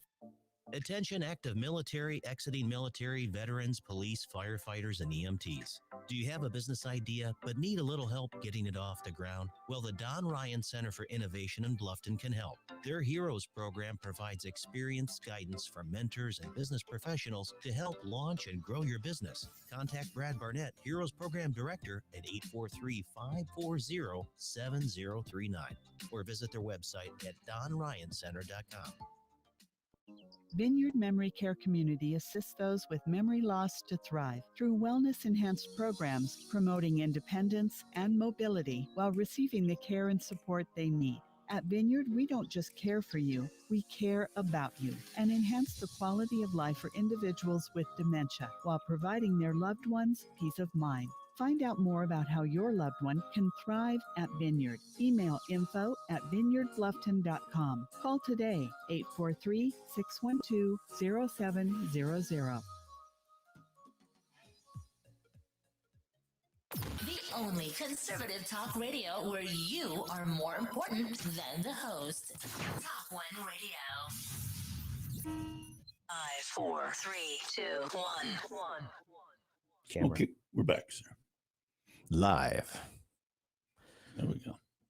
All right, so I think we're all worked out and back in the saddle here with you, and 8:05. Not sure if the rain's still falling out there. Want to do some more sports here? Yeah, let's talk about sports, though. There's been a lot going on, right? So I'll let you talk about your favorite sport. Let's talk about NHL. Yeah, hockey tonight is going to be Game 6 Stanley Cup playoffs in Tampa Bay. They could close it out tonight. They're ahead 3-1 over the Montreal Canadiens. So, how do you feel about that? I think Tampa's going to win because they've just been playing better, and they actually have a bigger team, more skilled players, a little more depth. Hey, is that video clip that I sent you that I saw somewhere? Was that? Yeah, that was the Islander. It's one of the last games in the Nassau Coliseum. Okay. For the, I was going to say New England Islanders. It was New York Islanders. Yeah, that they're was moving really to a brand new facility this year, next year rather. Well, it'll be this year. I'm sorry. I am off. That's all right. And it's the weather. Yeah, it's a rain in my brain. But yeah, I shared that and with a caption on Facebook that here's some more extremists for you. Yeah, some more radical American extremists. They sang the national anthem. The person that they had singing the national anthem stopped singing, and the turned audience the mic off, and let the whole crowd, which was packed to the max, and thunderously sang our national anthem. It was a very touching moment and a proud moment for hockey. I got to tell you that right now. You'd never see that on an NBA game, and pray tell. If you ever saw it on the NFL, holy smokes, that would be. Well, that's why I sent it to you. I saw hockey. I didn't know. I saw it, and I'm like, I'm going to forward this to Al because he'll enjoy this. But I certainly enjoyed it. Facebook did not share. Would not post it. Oh, I'm sure. I'm waiting for my those terrorists. Yeah, I've shared some things from Rumble, and they've sent me a little they threw the yellow flag at me, gave me a yellow card. But well, it's that time of the year where we got all these playoffs and stuff. So NHL, and sounds like Tampa Bay is going to go on to win the Stanley Cup. Their owner said, "Let Montreal win in Montreal. Bring the cup back to the Gotcha. fans down here in Tampa." So, well, NBA, I know Game 1 of the finals was on last night. I didn't watch it. I know my son really loves the NBA, and so the Phoenix Suns won Game 1 over the Milwaukee Bucks. 118-105, and the next game is on Thursday at 9 p.m. So tomorrow night at 9 p.m. for Game 2 of the NBA Finals. Nice. And I know I like soccer. I've said this before, football in Europe, because there's no commercials, man. I love that. I mean, except for halftime. And it's just, well, I mean, nothing happens, right? I mean, someone may score in 90 minutes. It's a game of strategy. That's all I'm going to say. So the 2020 UEFA Finals, England, well, I'll go ahead and say it in case real quick, I'm about to tell you who won between England and Denmark. So if you don't want to hear it, go ahead and turn on the volume. But if not, I'm going to tell you here in 5, 4, 3, 2, 1. So England beat Denmark today with Harry Kane in extra time, scoring the goal to reach the Euro final. They'll play Italy on the finals on Sunday, July 11th. So that's pretty exciting for those footballers out there, those football fans, European football, that is. So they'll be playing the finals. It'll be England versus Italy in the finals on Sunday, July 11th. Hey, forget that, man. Let's go with the Gaelic football. What do you got from them? I have nothing on Gaelic football. I know Yeah. the Bluffton Bluffers are getting ready for to crank up their season in September. Folks, if you want to play, look them up. They have a Facebook page, Bluffton Gaelic Football.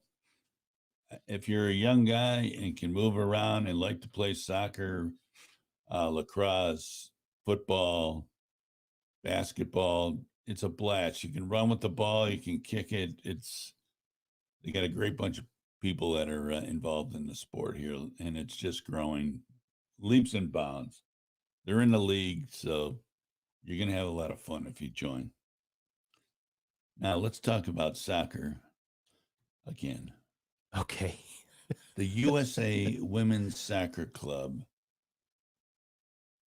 I have zero respect for, and I'll tell you why. This is the women's USA team, right? Yes, Yeah. the women's USA team.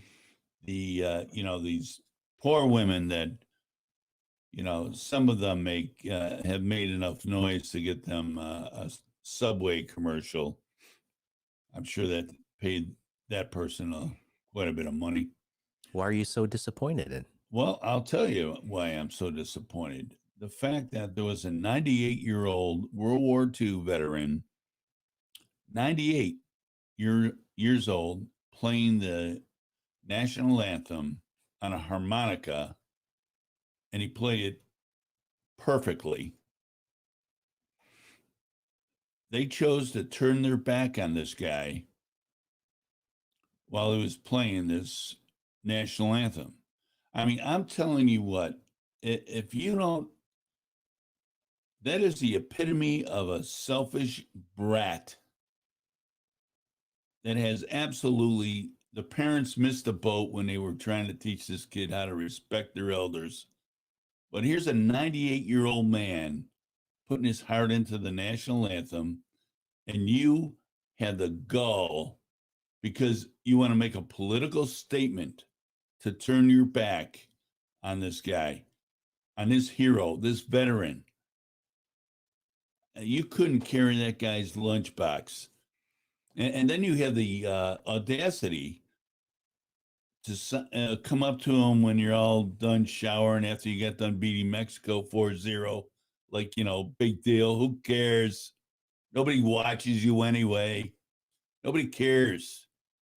Bunch of young white kids from the suburbs think you're heroes.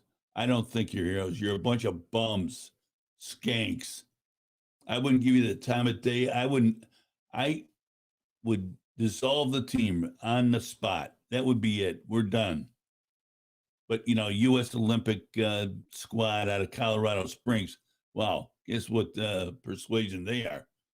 They're so far left, they're almost falling off the table. They like that kind of stuff. Oh, I'll be your free spirit. You can do whatever you want. You're representing the United States of America, and you turn your back on the guy and the flag. You make me sick. I'll never watch you. I won't support you in any way, shape, or fashion. Not that it matters. But we'll never, as long as I'm alive, never will we. This is the last mention of the U.S. Women's USA Soccer team on Talk One Radio. Believe me. Now, I did not see it, so I was just doing a news search. Now, interestingly, I'll play devil's advocate here with you, because I know the history with the U.S. Women's Soccer team. Yeah. Okay. And like you mentioned before, a lot of these NBA, NFL, Kaepernick, right? These people that they want to take the knee or whatever, right? Or they want to turn their back. The reality is, some of these news organizations are reporting that, nope, there was nothing to see here, folks. Yeah, who is it? Who's the news organization? Well, I'm going to tell you. Yeah, because I've done the research already. I know this is funny because I haven't. This is the first I really looked at. There was a 98-year-old World War II veteran, Pete Dupre, played the Star Spangled Banner on his harmonica. And then it goes right into it. Then a bunch of right-wing media outlets and commentators invented a, quote, listen to this, false narrative about the American players. I haven't investigated this enough, but I'm just listening to you. And this article is probably at least 700 words. I saw the video. Yeah. So there was no doubt in my mind what went on. It's just amazing of how, like, we talk about this all the time with news and propaganda, and man, it's just that the engine churns. It never quits. Right. So, well, it's unfortunate, when you're speaking about being disrespectful or, that patriotism. It's not something hard to come up with, there, Look, folks. I have no room for that in my. I've said this in before. my tackle box. I've said this before, Jeff. These players that want to take a knee, for the Chicago Bulls, Phoenix Suns, Buffalo Bills, Dallas Cowboys, Cleveland Cavaliers, Lakers. I don't care. Right. Good men have died and women have given their lives so that they can do that. Right. But this team represents the United States of America. Yeah. And now what I saw on that video, and believe me, it was plain as day. These people turned their back away from the flag, away from the guy playing the harmonica, 98-year-old veteran. I mean, there wasn't any doubt in my mind. It wasn't, look, the shadow moved. Look, they're not even paying attention. I'm not even talking about that. I'm talking about blatantness. Well, They're that wouldn't surprise me because the United States of America. Yeah. They're not some football team from a big city with a bunch of millionaires on board, and they're making a political statement like "I can't breathe" T-shirts, all this other nonsense that they fall into. I mean, they're easy. You could trap these people easy in the wild. I mean, they're dumb as a box of rocks. I wonder if that's just a few articles that I found. Then they're just trying to get, or they were trying to get ahead of it, from the left side of the media to say, "Oh no, we're going to change the narrative here." Who knows? I don't know. I didn't see it. I'm just saying it was. Here's what I do. Here's what made me really riled about this. The guy's 98 years old. You think he's going to, I mean, he can't even buy any green bananas, baby. I mean, it's, he's 98. He's doing this out of love of his country. He thought he was doing it for people that love the country. Yeah. No, not you. Not you. You're too good for that. 98 years old and playing a harmonica. Yeah. Well, I mean, that's impressive. They rolled him out. They wheeled him out. He did it. Yeah. I mean, did a beautiful job. World War II veteran. Have a heart, will you? Where's your compassion for this guy? Zero. It was all about you. Nothing more but you. That's all we had to do. You're so oppressed. Millionaire amateur soccer players. Everybody kissing your ass. I'm sick of it, man. I've had it. I'll never watch that team again. I'll ever, forever. Not that I watch women's soccer, I could care less. But I mean, if some of our teams pull stunts like this with the Summer Olympics going on, the IOC's already said that you're going to be disqualified immediately and sent home and get out of and which is great. That talk is cheap. Whiskey costs money. Let's see if they do it. Oh no. Just like this chick that got caught smoking marijuana. Like, come on. Oh, it's CBD. Yeah, okay. Everything's CBD. Yeah. Okay, we got it. CBD. THC got involved. Well, you failed the test twice. Speaking of burning and patriotism, since you're all fired up, did you see that article on the those flags here in South Carolina? Over 20 flags at a South Carolina cemetery burned before the 4th of July. Did you see that? I didn't see that. Thank God I didn't see it. I would have went. Well, I figured since you're already elevated with your BP. Yeah. An unknown suspect, this is from Fox News, I believe, collected 21 flags, piled them up on the cemetery grounds, and burned them around 10:30 p.m. on July 3rd, leaving behind only scorched remains. Forest Lawn Memorial Park manager Joe Owens confirmed to Fox News. The perpetrator also vandalized the cemetery's bell tower, listen to this, with graffiti to read, "Separating church, and state, according to Owens. Representative Jeff Duncan, Republican here in South Carolina, posted about the incident on social media and promised the perpetrators, or plural, that he would personally assist them in leaving the United States. To the disturbed person who did this, if Old Glory is so triggering to you, why not leave the country? He wrote on his Facebook and Twitter, and if you contact my office, I will personally assist you with the paperwork needed for you to leave this country and denounce your citizenship. I just, I'm with you. I get, we're two patriots, man. And I don't get it at all. What was the right? Born on the 4th of July? You don't have to be from the suburbs, inner city. You don't have to be from the country. Listen, if you were born here and love this country and love what it represents and the moral compass that most of us walk around with, to help each other, love each other, and assist when we can.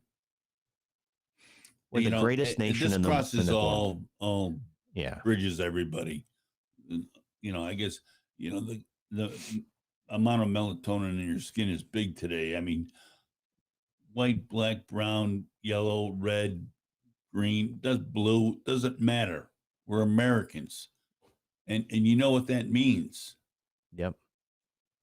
You work your ass off, you get someplace. Hard work pays off. That's the deal. Land of opportunity. As Ron Kovic said in the movie Born on the 4th of July, played by Tom Cruise, man. Right. Love it or leave it, man. Yeah. You have the option. You still live in the greatest country in the history of the world. Yeah, there's nobody stopping you. I mean, we'll need to make room for all these people that are pouring in over the southern border. It's just rhetoric for the people. Was it after Trump got elected? Remember the first time they were all, Hollywood actors and actresses. They were going to flee and they were going to go somewhere else. They didn't go anywhere. Right. What a bunch of BS. Hey, I hope they're getting ready. They got those big mansions with 25 bedrooms and 30 bathrooms.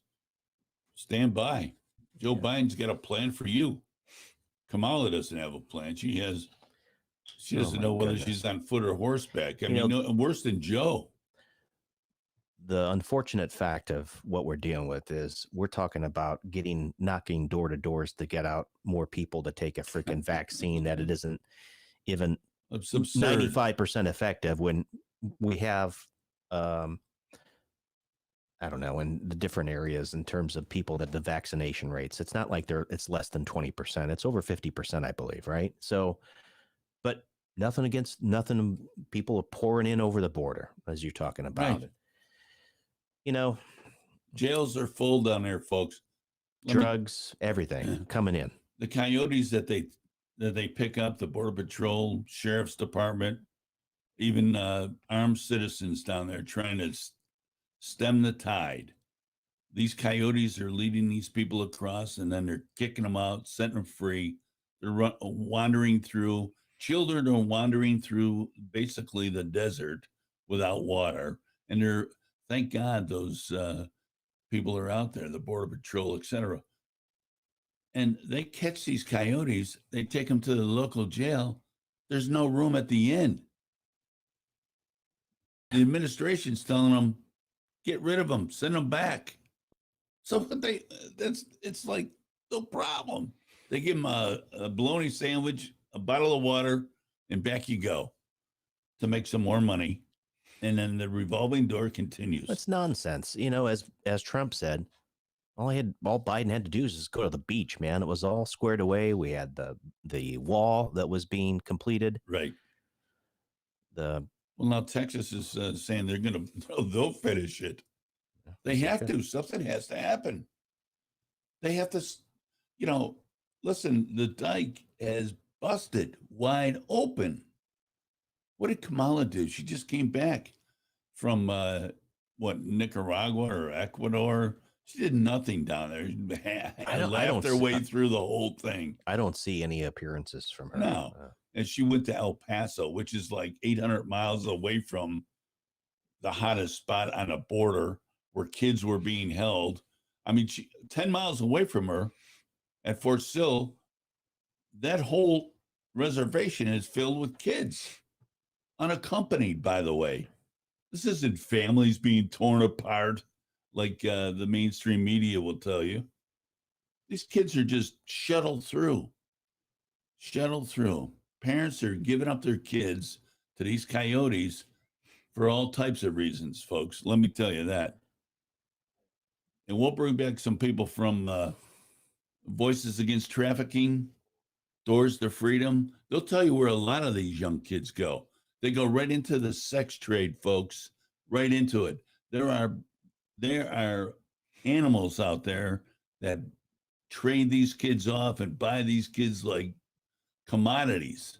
You wouldn't know it because you sit there watching Keith Olbermann talk about how Donald Trump is public enemy number one, or you watch what's his Como cat on CNN, bad rap in the country. I mean, so you're right in. Nothing like that happens. Oh, in your unicorn world, it doesn't happen that way. Well, it sure as hell does. I'm a little hot about it. Hey, El Paso is by the border, by the way. Just yeah, I know it's by the border, but it's 800 miles away from where the hottest area that she should have been standing on, point A. I just want to make sure in case some of our listeners think that we don't know what geography. Oh, right. It is by the border. Juarez used to be pretty bad area down there. Corn Pop. No corn. But yeah, I won't. Corn Pop was a bad dude, and he ran a bunch of bad boys. Yeah. Well, we can rotate or pivot here to some of the local news because there's a lot going on here locally, right? Yeah. I know for the holiday weekend, there was plenty of traffic. Like I said, people were out and about. So out in Hilton Head, I think maybe you want to talk, what's coming for the new bridge, right? The 6-laner. The 6-laner. Right? That's going to solve the problems. Although I think that's up for debate. And apparently I think we can probably even say, well, the Island Packet was talking about it. There's going to be some public information, or there's going to be opportunity for you to go and debate this or give your opinion on it, right? July 22nd, right? July, up to July 22nd, I think. Right. Isn't that when they close? Well, it's an in-person public hearing on the 22nd to discuss the preferred alternative and set up appointments at the Island Rec Center between July 14th and 16th or August 18th and 21st to learn more about the state's proposal. Oh, yeah. I'll tell you what. That is going to be the jewel of the aisle. I don't know how they're going to do that, pull it off with... well, they said it's going to take 3 years from start to finish at a minimum, probably longer than that. Definitely. Yeah, 6. I'm trying to envision it in my head. 6 lanes, 3 in each direction, right? Yeah. Well, wow. I saw that they put together a videotape, which was pretty slick. It showed like 3 cars on 278.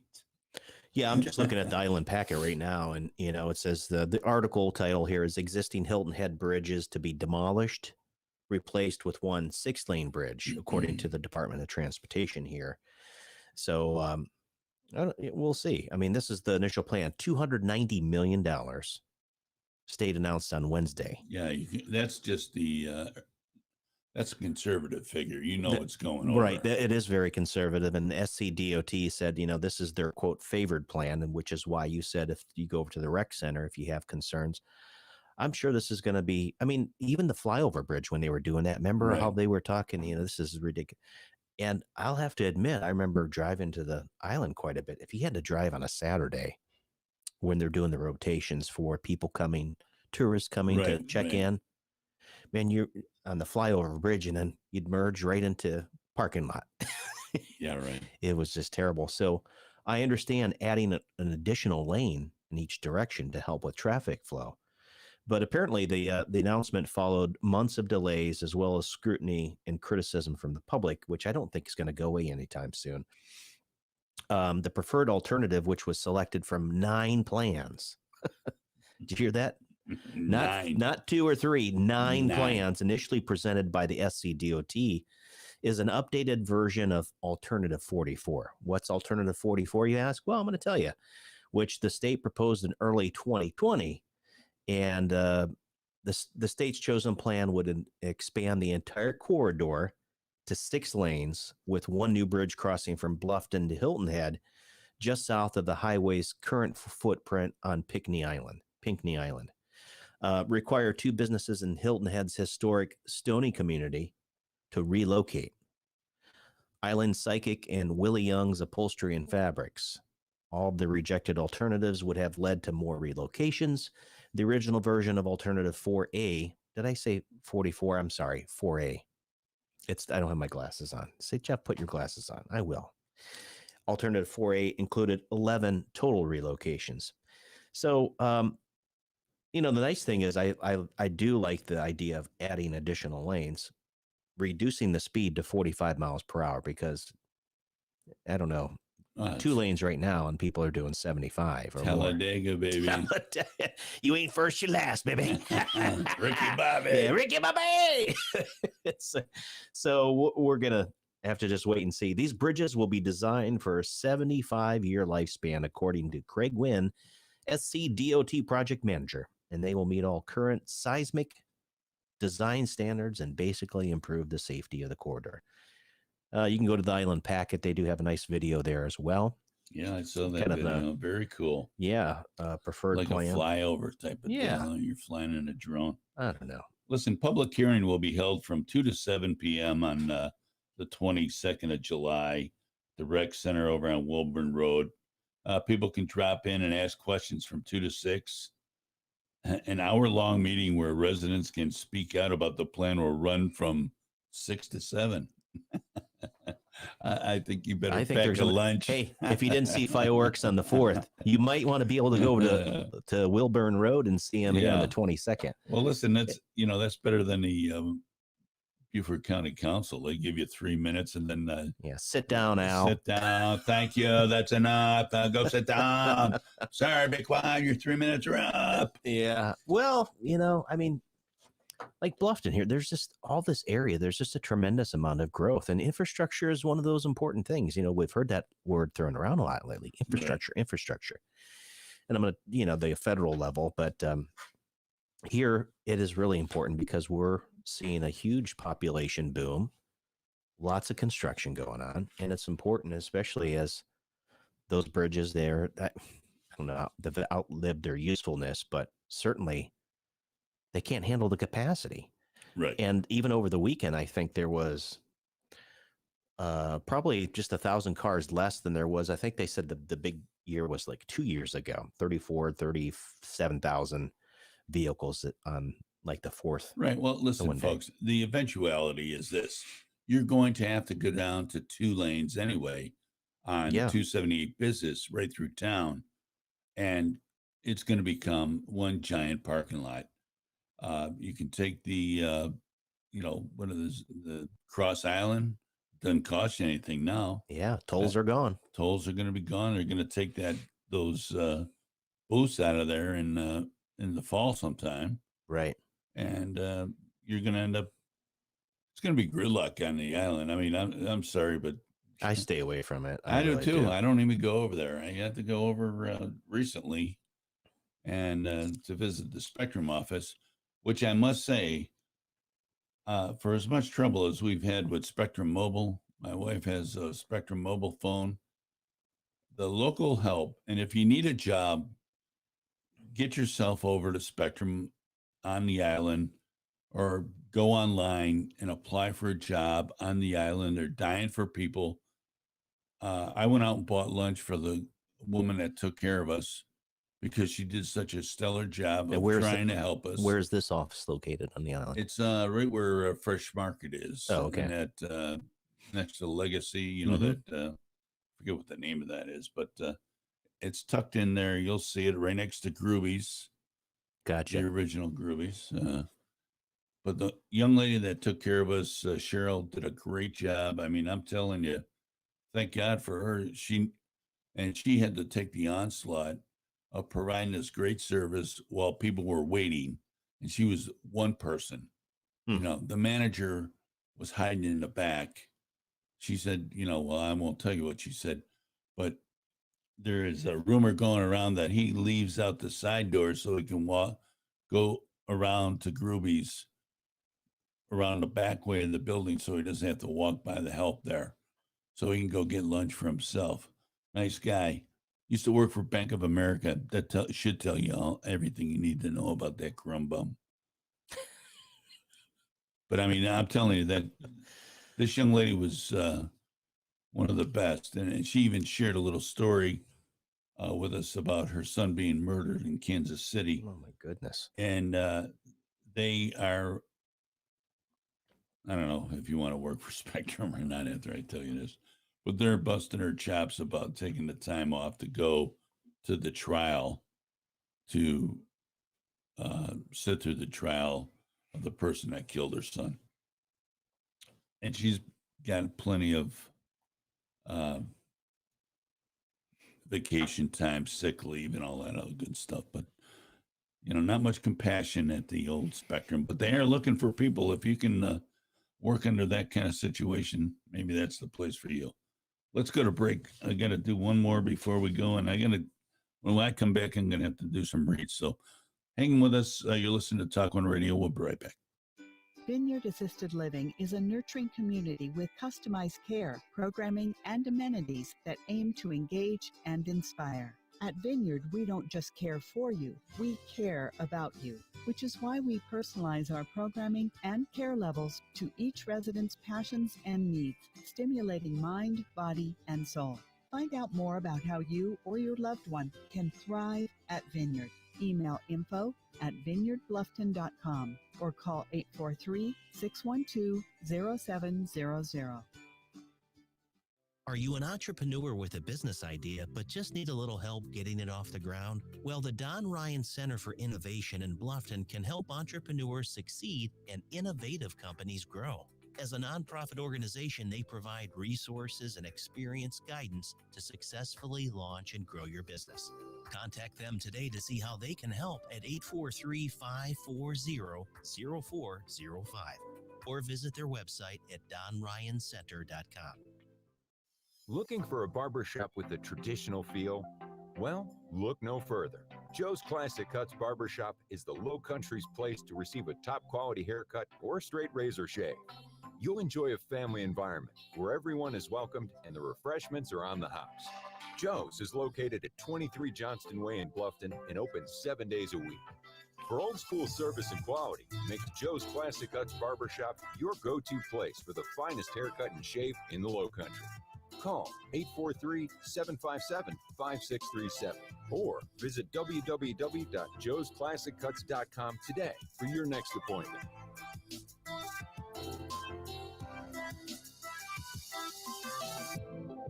Hello, everybody. Jimmy here at Underground Burritos, your restaurant-inspired, taste-delivered, ready-to-heat meat burrito company. Also got them great, hot and ready. Hey, we moved locations this year over on May River Road, right here in the heart of Old Town Bluffton. Come give us a shout. Come pick up some great burritos. And hey, guys, look, we're teaming up with Talk One Radio to bring you a great new radio show called Restaurant Talk. Look forward to hearing from you. Stop by. Have a great day. No time for fitness? Unsure of what to do when you walk into the gym? The eFit Club uses eGym and Matrix technology combined with personal training to easily guide you through your workout. It's the fastest, easiest, and most fun way to improve your health. The eFit Club is suitable for all adults, and our members are reporting amazing results.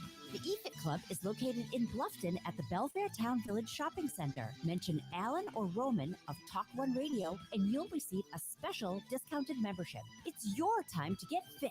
Change your fitness, change your life. Attention active military, exiting military, veterans, police, firefighters, and EMTs.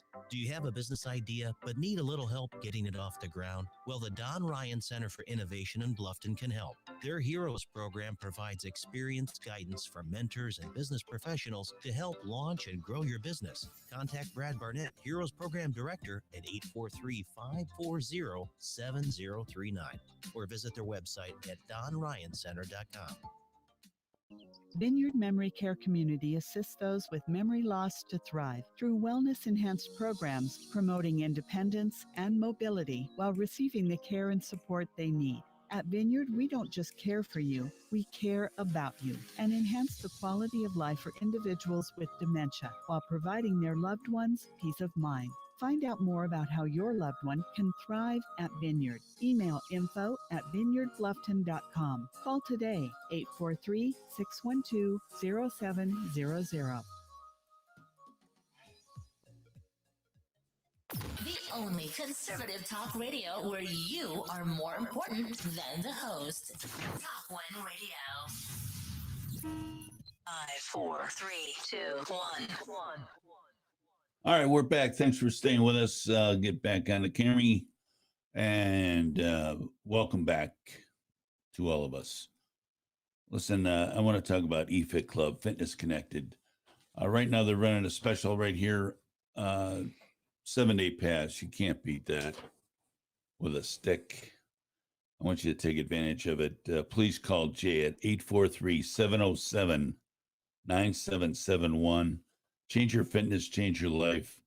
The guy's my personal trainer. He's taking care of me, and we're moving smartly forward. I love working out there. It's in and out. I'm done in 45 minutes with whatever I have to do, and I'm on. They have showers there, the whole bit, if you need that, if you're trying to put your day together. So they have classes, training, e-gym, cardio, the whole shebang-a-bang, and they'll have you feeling better right away. Fitness Connected eFit Club.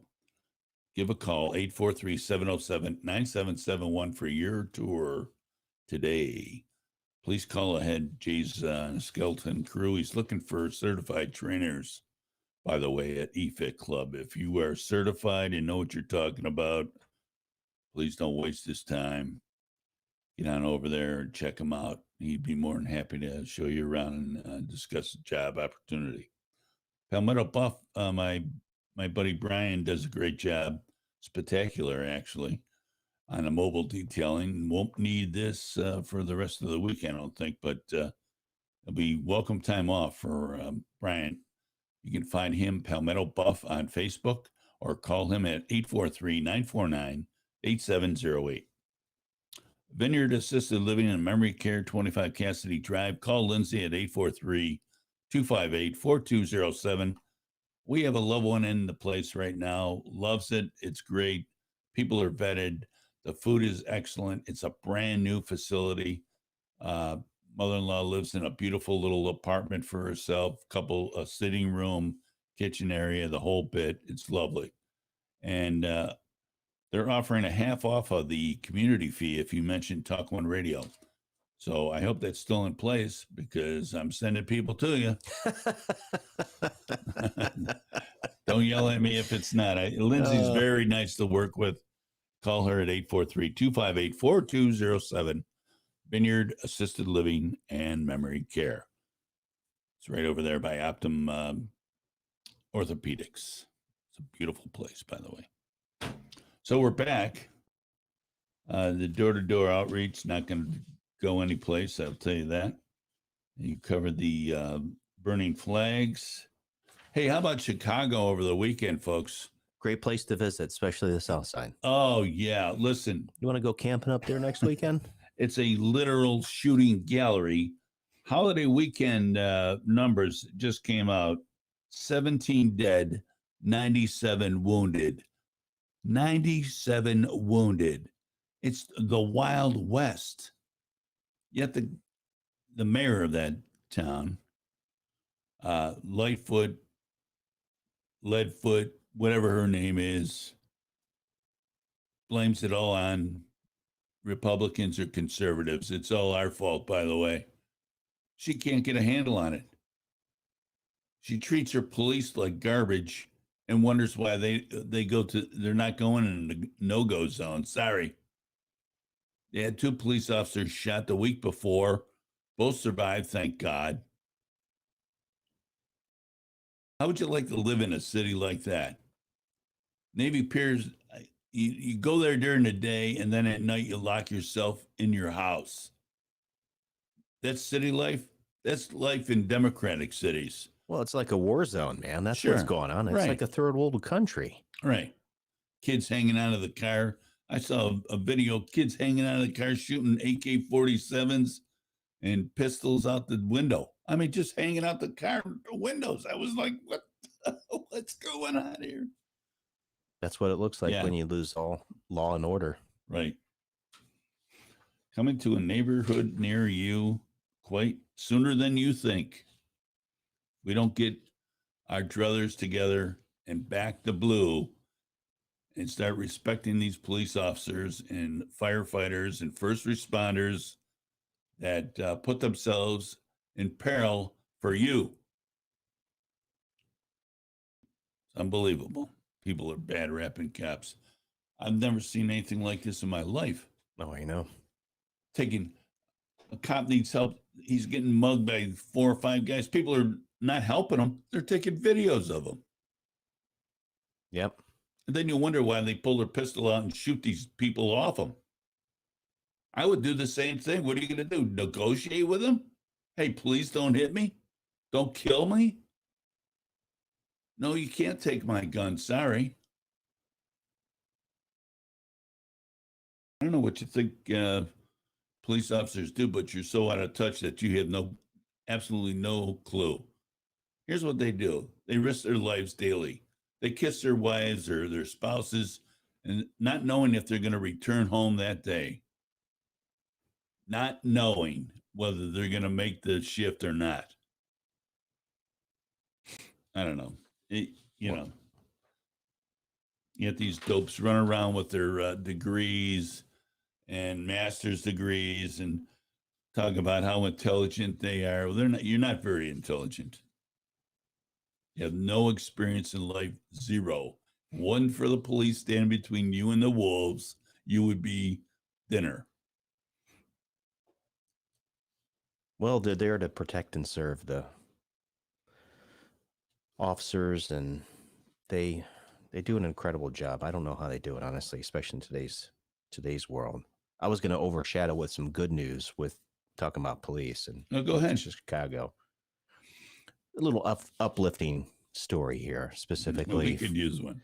Well, this comes from Ohio, of all places. It's pretty cool. Well, 3 police officers from Painesville, Ohio, were recently hailed by their department for their heroic actions in saving a 4-year-old from drowning in a pond. This is the Epoch Times. Oh, nice. The entire rescue was captured on one of the officers' dash cams and was later posted on the department's Facebook page. Officers Daniel Thompson, Matthew Tycast, and Chad Balasuski were on duty on Saturday, June 12th, when a child was reported missing from a home on Erie Street, where he'd been staying at a relative's house. After receiving the calls, the officers arrived and began a search for the boy. A few minutes after 8 a.m., the officers were informed of a possible sighting of a body floating in a pond in a nearby park. The men swiftly drove to the scene. Upon arriving, there was no body visible at first, but then the officers, Tycast and Thompson, noticed air bubbles arising from the pond. They were able to go in and successfully save this child. And there was debris in the child's mouth, and Officer Thompson began chest compressions, and it was all captured on this video footage. They had a cough, and things started to expel. Water started to expel out of the child's mouth, and they were able to resuscitate him. So, made a full recovery from a near drowning incident and was released from Cleveland's Metro Health Medical Center on Tuesday, June 15th. And praise God for that. Huh? That's just, I mean, they've got a picture here, and what I just wanted to kind of offset, you know, when we were talking. Listen, we were going to have Major Bob Bromage on the show tonight from Beaver County Sheriff's Office. We back the blue. The men and women of law enforcement, they're out there, whether it's being attacked or from a traffic stop to something like this, saving lives. Right. They're out there putting it on the line every single day. And in today's society, you don't know, because it's been this propaganda that's been spun that these police, you know, that they're, whether it's systemic racism or that they're out to take you down, man, they just want to finish their shift and go home to their families. Yeah. They're trying to do it. Just 5 years ago today, folks, 5 years ago tonight, count them, 5 Dallas police officers were ambushed and killed for doing nothing but responding to the call for help. They were ambushed and killed by people that hate the police. You don't get no big mention about that in the news.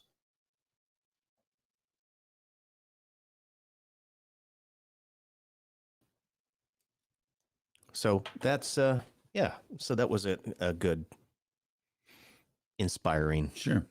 You know, it's nice. They're doing their job. They're doing what they love to do. These people they have it in their soul. Trust me on this. Once you become a law enforcement officer at any whatever department or office, it is in your blood like you would not believe. And you feel a kinship to those that go before and have come after you.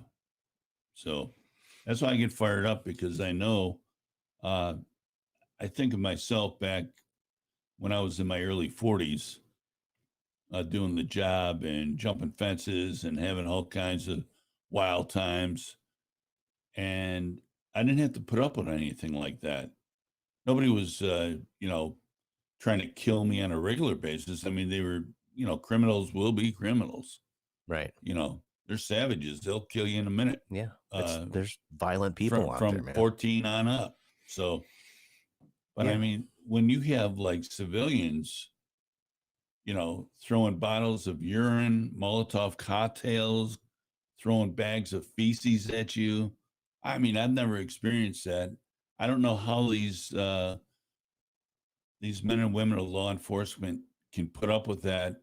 You ought to thank your lucky stars that they're there. You ought to get down on your knees and thank God that there is someone brave enough. And this goes for all first responders, firefighters, paramedics, EMTs, that put themselves between us and darkness. And that's the best way to put it, because you never know when you're going to get involved in a crime or one's going to be perpetrated on you. You don't have any clue. They don't send you a letter. You could be walking out of Walmart just after dark and have 3 guys come up to you and take your car, your purse, and your wife. And it happens just like that. And what are you going to do? You don't have a phone. They took that. You're going to run into this store and you're going to be a mess. I would be. That gets into 2A stuff, I'm telling you. Well, yeah, and I think that's more and more citizens are starting to become aware. While it's important to maintain situational awareness, That's the best thing you could do, by the way. That first and foremost, especially if you're not familiar with carrying a weapon or how to use it properly or self-defense, to thwart if someone attacks you with violence. Because the unfortunate reality is, if you've never been in any act of violence or had to thwart an act of violence, you have to counter violence with violence. And I'm not trying to be mean here, but that's the reality. You're going to have to counter it with an opposing force, and it gets ugly. This isn't a wrestling match. It's not a WWE. It's not what you see on TV. And these predators, unfortunately, are not afraid to use violence to get what they want. And so if you have to be situationally aware, and I've been teaching my kids and family members this from day one. Right. Make sure you're on yellow when you go out, that you're paying attention to things that look suspicious, people that just don't fit in. You should always have your head on a swivel. Yeah. But if you carry and you know how to use that weapon properly, then you might save a life as well. And we have seen time and time again where private citizens that do have the right to carry concealed weapons are able to help those or defend those that are, right. I'm not saying vigilante here, folks. Listen to what I'm saying. It's your right, our right as citizens to legally carry a concealed weapons permit. And if you received the train, you've done the training, you've sought other training. If you're confident and you're familiar with the weapon that you're carrying, there's nothing wrong with it. It's not a toy to be slung around. You can get yourself in a real trick bag if you want to start showing it and presenting it. You can go to jail faster, and you can. It has to be jail. justified force, number one, and you have to know your laws locally in your own state where you're carrying. And but situational awareness, you can teach yourself. You can learn. Make sure your family understands that. What's your plan? I call it the action plan. If you're somewhere and an emergency situation breaks out, what are you going to do? Most people panic. You better know ahead of time. Yeah, that's the test their mettle right there. When what hits the fan, you better be ready to act. Right. And it's no time to think, what am I going to do here? It's not the time. So anyway, make sure you, it's crazy world out there. And that's why it's so important that when you dial 911, somebody can come, an officer is able to respond to the call and come help out. Hey, did you see, that Trump has filed a lawsuit? Did you see that? I saw that. Did you see him? Class action lawsuit? Yeah. Did you see his briefing today? Just a little bit. I didn't see much from of New it. Jersey, from one of his, I guess, one of the golf courses he owns. He held a presser up there, and he pretty much laid it out. He says, "I'm sick and tired of private companies denying us our First Amendment rights." And I mean, he's right as rain. Since when do we allow a corporation to determine what we can say and what we can't say? I suppose they own. Working in tandem with the federal government. Yeah, that's the thing. That's the thing. What's going on here? So he files a class action lawsuit against Facebook, Twitter, and Google for censoring him. Good luck. And I think this is definitely they've had these issues with regard to Section 230, and are they a publisher? Are they not? What we've seen transpired, and many conservative voices have been squelched as a result of all the topics we talk about here, which I'm surprised. And we've seen a lot of new social media sites sprout up with, which I think is a good thing. Are you on his new Facebook site, Getter?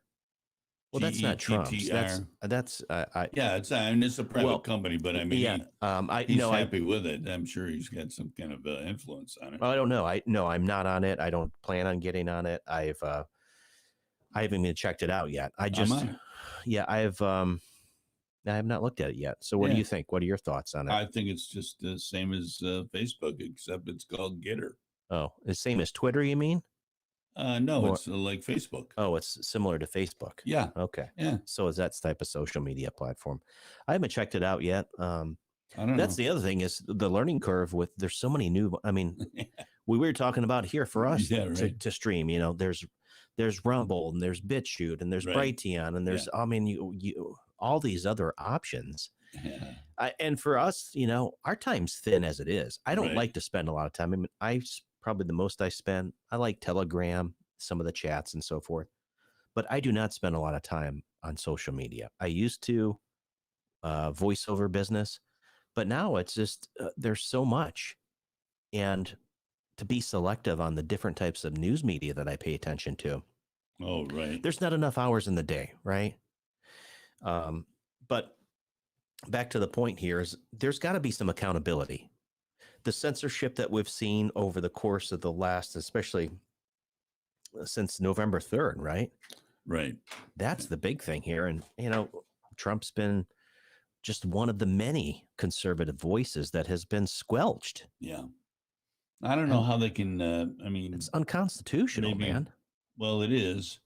So, well, they're a private company. They get to determine if you can use your voice. And okay, then I guess he said something about starting his own social media platform, not Getter, but maybe something else. I don't know. But that was the big announcement today. He had a 11 a.m. briefing. Yeah. And I didn't get to watch it. I was doing some other work, but saw bits and pieces of the news when I was on the treadmill today. in a way. Okay, we're at the end of the line. What? Yes. Come on, I know- man. what did you say? Come on, man. Get, That can't be over come yet. on, man. Get a life. Get a life, baby. What was that movie where well, we're coming to the end? And it, remember, you remember? I can't remember the movie. I love that movie. That was an old movie. All right, this Milton Berle or somebody like that. I don't know. this Friday we got a special guest, Dan Lewis from the John Maxwell Company. Positive Speakers is going to join us for 30 minutes or more, I hope. Looks like an interesting guy. I did a little background on him today, a little reference work with the producer, and I can't wait to have a conversation with him. He seems like a real dynamic individual, and you're going to like him. We encourage you to tune in, check him out, and see what John Maxwell and his speaking group are all about. I mean, I have almost bought into the program and went into the training, but cool. That'll I be kinda- Friday. What time? Friday, 7:30. Great. So we'll see you then. Thanks for joining us today. I'm Al Flowers for Jeff Zapp. Thank you. And this is Talk One Radio. We'll see you again on Friday, 7 p.m.